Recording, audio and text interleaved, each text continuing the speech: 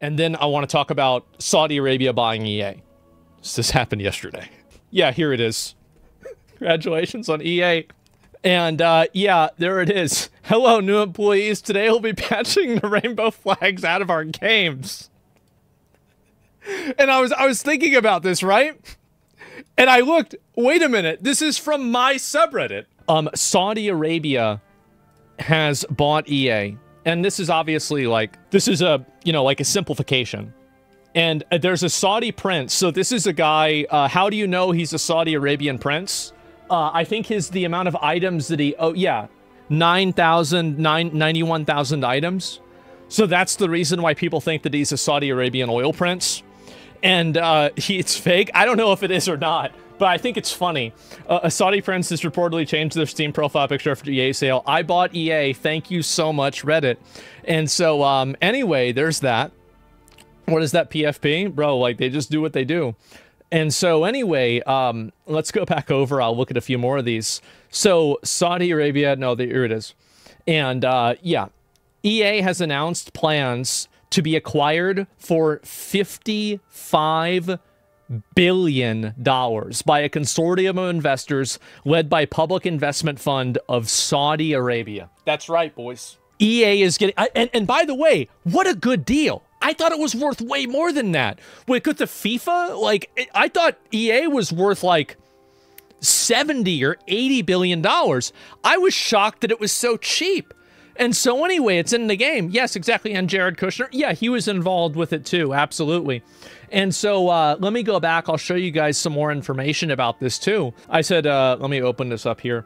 I said, this is a great business move for Saudi Arabia. It fits perfectly into their strategy of consolidating and making the Middle East an entertainment and sports center. EA makes FIFA. It's very obvious that a lot of the guys, like, because you've got to keep this in mind, a lot of the Saudi Arabian princes at this point, and the men that are making decisions, like MBS, I think is the main one, right? But you have other guys too. You look at these guys, and they're not 70-year-old men. Some of them are, but many of them are in their you know, maybe late 30s, 40s, and 50s. These guys didn't grow up only in Saudi Arabia. They probably traveled internationally. They have, you know, they've been on the internet forever. They've been all around the world. These guys know where things are going. And I think it's very obvious that, you know, oil money and the energy efficiency of oil might not always be something the Middle East can rely on. So what these guys are doing, and I think it's really smart that they're doing this, is that they're trying to recalibrate their entire industry and their entire fucking economy into entertainment, sports, and media. That's clearly what they're trying to do. They're trying to diversify. And I think it's a great idea.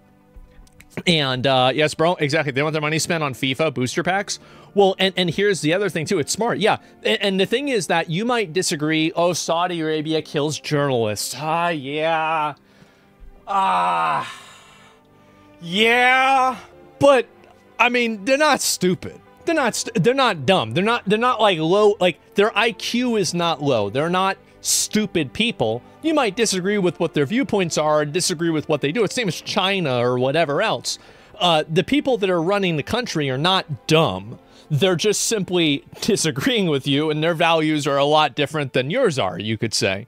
Are women allowed to drive there? So I had a friend from Saudi Arabia, and he told me that the reason why women didn't want to drive, women didn't drive is because they didn't want to and they were lazy, and they didn't even want to show up to say that they wanted to drive. I don't know how often people get in accidents over in Saudi Arabia. I have no idea. I have, yeah, but apparently they made them, this is like a few years ago, right? And so I don't believe it. I think that they can drive now. And it's very obvious that Saudi Arabia and the Middle East are making themselves more westernized in the process of trying to appeal to a global audience through entertainment and media.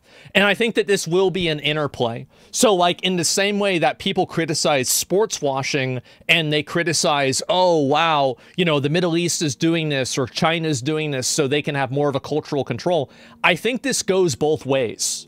And I think that it also is a cultural exchange where when you have the people that are in that country that are seeing the way that maybe the West does things, or the way that, you know, maybe Japan does things, or other countries they do things, that's going to change their perspective and their worldview also. So it's not just going to be a one-way street. It's a good thing. I think it's a positive form of globalism. I do. I am a big advocate and a big fan of a global cultural exchange where each country retains their own autonomy to do what they want, but they can like, enjoy, and engage in other cultures and other economies to the degree that they want to. I'm a big fan of that. And the reason why I'm such a big fan of this is because of the way that I grew up. So I grew up in Austin, Texas. Austin, Texas is a massively multiracial place. The point is that whenever I was a kid, I grew up in a very multiracial area. And I grew up in a very multiracial environment. You know, like I was actually a minority in my high school. It was like 60 or 70% Hispanic. And then, you know, the remainder was like black and white. And like white people and black people were about equal with the like proportion of like how many people were in the school. And so like that's the way that I grew up. And I felt like that was it prepared me as an individual, as a kid, to get along with anybody. And I think that then when I get on the internet and I started talking to people in Canada, I started talking to guys in Brazil, I met people that lived in the Middle East. I asked them, I said, so what happens if like a woman goes out not wearing that thing? And they just tell you. And I think that the value of that is so indispensable. It's so valuable because I think that that breaks down xenophobia. It breaks down other types of stereotypes, and it breaks down cultural divides that I think that whenever you have two people that can deal with each other, that's what really matters. At the end of the day, it matters. It's on a personal level. Can you deal with and can you live with this other person? And I think that on the internet, and correct me if I'm wrong, tell me if you guys have had the same experience too, I've learned that in most cases, the answer to that is yes. It doesn't matter if it's a super traditionalist Muslim, if it's a hyper liberal trans person. If we're in a raid together, our goal is killing the boss, and we can work together. And I think that being on the internet and growing up the way that I did gave me such a great insight and such a great understanding of how to do that with people. And you know this now with me as an adult. How many times do I ever have drama with other people? Do I ever have drama with other people? No, I don't have issues with other people. I don't have like these fights with other people, like these weird, like, you know, big issues, etc. Almost never. Yeah, never. And so, Hassan? No, Hassan, like, I disagree with Hassan on things that are political. I don't dislike Hassan really I don't hate Hassan. I just disagree with his opinions on things. Like, these are two very, very different things. And I think that growing up the way that I did gave me the ability to be able to distinguish between the two things. And I think that's something that's extremely healthy. Whenever I see globalism like this happening, it makes me happy. Because it makes me hope that the next generation of guys is going to have the same experience that I did. Because I know that how valuable and how enriching that was for me as a person. And I hope that other people will have that too. Does that sound crazy? Gay. EA Saudi gay. The end of gay at EA. The buyout is official. $55 million deal. EA is now owned by a conglomerate which includes Jared Kushner and the Saudis. There is zero chance the studio continues with virtue signaling and DEI shenanigans. I don't think that this is as guaranteed as you might imagine, but it's not like they're going to come out with a press release and say, we're getting rid of all the gay people now. All the rainbow people, we're deleting them. They're not going to just come out and say that in the press release. But that doesn't mean that it might not happen. Obviously, I do think this will play a role in the way that different things are told, right? Now, there's a chance that maybe not Call of Duty, but Battlefield could have the storyline that September 11th was actually an inside job. You know, like, you stop the planes and everything and the towers still fall down. Now it's going to be Battlefield and not fucking Call of Duty, right? And there's a possibility for it now, right? Stop it. Yeah, sure, they wouldn't. I don't think they would either, but that would be absolute fucking cinema, wouldn't it be? So, yeah, we thought it was going to be Call of Duty. No, it's not. I mean, you've seen the building destruction mechanics for Battlefield, so they're already halfway there. Anyway, I don't need to make any more 9/11 jokes, right? But actually I will, but not yet. my point is, this is probably going to change the way that EA games are being made, and it's probably going to change the way that different games get greenlit and different games get approved, right? Why did Bush do it? That's the big question, right? And not because of Saudi or Kushner's personal beliefs, but because his strategies do not make money. And this is also another really big important thing, is that why is it that all of these non-Westernized countries and companies are not pushing, you know, like a gender ideology or you know, like a sex ideology?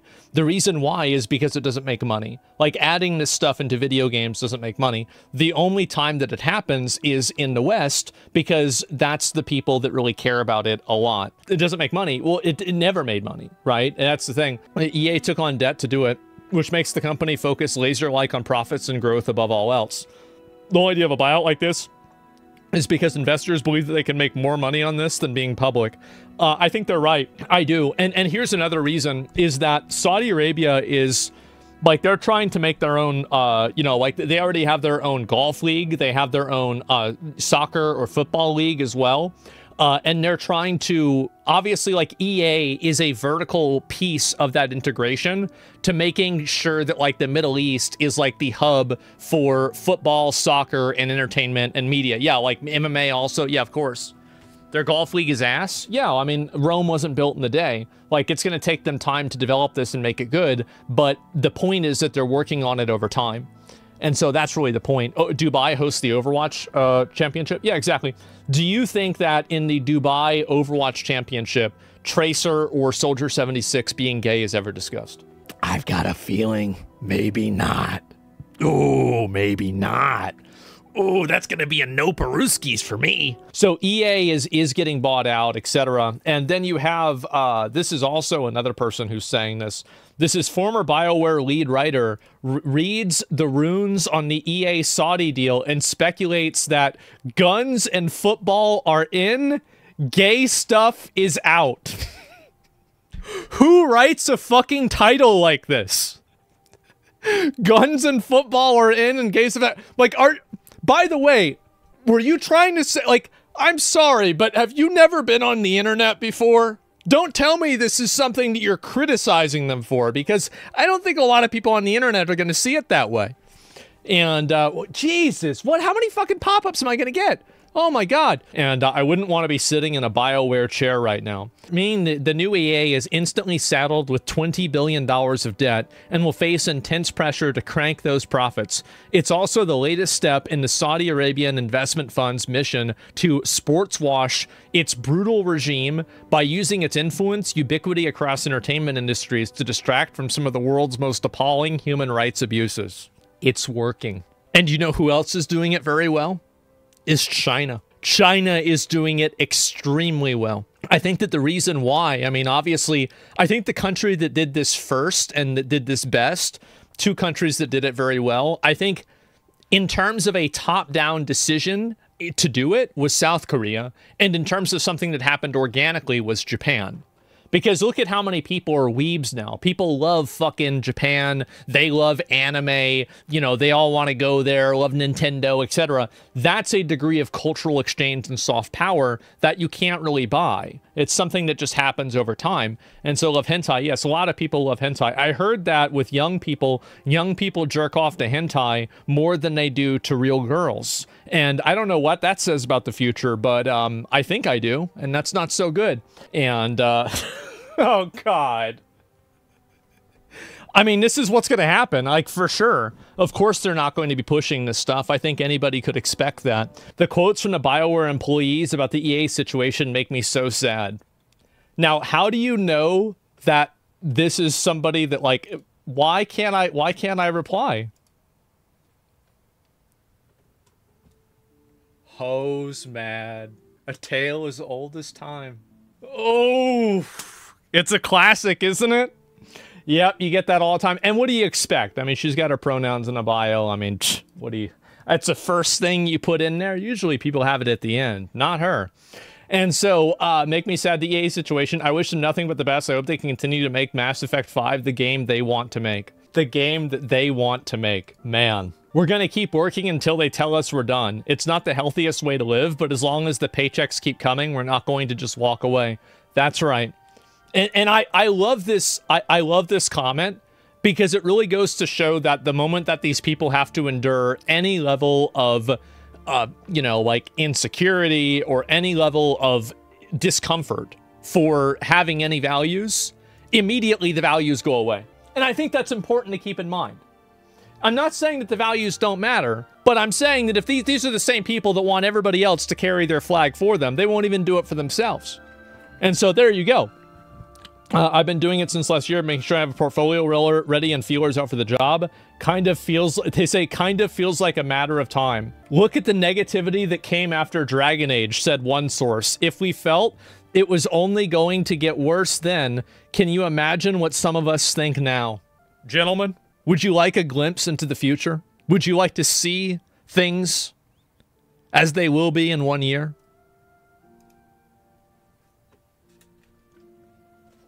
It's not looking good. No, the reason why this is happening, I'm going to be real, it's because the games don't make any money. If putting a bunch of gay and trans stuff in your games made money, then this would never have happened in the first place. The problem is that these people want to force a viewpoint into a video game and then get mad when people don't buy it, and then they start crying when the company gets shut down. And here's another one. There's another video game company, So you see right here, I have reasonably confirmed the devs I spoke to used to work at studios in question. So on the Sweet Baby Inc. website, Avalanche Studios Group was on their list. And now a studio update from Avalanche Studios Group. In light of the current challenges to our business and the industry, we have thoroughly reviewed how to best ensure Avalanche Studio Group's long-term success. The review has led us to the difficult conclusion that we must make changes to our staffing and location. As a result, we are proposing to close our Liverpool studio to initiate the collective consultation process as required by UK law. This will impact all Avalanchers in Liverpool. The changes will also impact our other studio locations in Malmo and Stockholm, where we will reduce our workforce and restructure. Guys, it's not a mass firing. They're only restructuring. It's gonna be fine. And you see, obviously, and this is the problem. You know, 2011 to 2019. I wonder which one people want to be. Another 2011 to 2019. I wonder which one people want to be. Too bad, huh? Countries, not coconut trees. You know, my mom told me that she'd take me to Chuck E. Cheese anytime I got an A on a spelling test. Countries that can't do media because they are mean. And so let me see, how do I make it rap? View word wrap. Okay, there we go. And so, yeah, right. So you have Middle East, China, let's see here, Russia. Let's see, who else besides this? India, sometimes. Let's see, besides this, other countries, North Korea, Turkey, that's kind of Middle East, but, like, not really. Israel, Nigeria, I mean, like, yeah, Pakistan. Here's my point, okay? It seems to me that all of the virtue signalers on social media will not accept any form of media unless maybe it's from Japan. They won't accept any media from any other culture at all. Because these other cultures have viewpoints and ideologies that we think are reductive. Isn't that kind of crazy whenever you think about it? Like, the Middle East can't make video games and they can't get involved with media because it's sports washing. China can't do it for whatever other reason. And so I hate this virtue signaling, and I hate this weird thing where, and also, by the way, I would never want to live in any of these countries. I wouldn't. I love living in America. I don't want America to be more like these countries. But at the same time, I just hate this weird fucking shit that people are doing where any of these countries that does anything, oh, we can't consume media from them because, oh my God, their government does bad things. Why are these people trying to make rules for everybody else and how they should behave? It's outrageous. I think this is so overbearing and obnoxious and annoying. I hate it. Okay? Yeah, it's like Black Myth Wukong. People hated on it. They didn't want to support it because of China. It was a fantastic game. Yeah, exactly. And they also didn't want to support it because the way that it showed women. And so that's the problem, is that we have self-appointed cultural gatekeepers in Western culture that constantly try to virtue signal and purity test any media that comes from a non-Western culture and censor, control, and dictate the way that that media is supposed to be done. And they do this against the will of the public. They do this against the will of the consumers, and they force themselves into these positions in HR, in certain types of marketing positions, and in journalism, and they create these narratives and they lie about this stuff, and I think it's ridiculous. It's absolutely fucking ridiculous.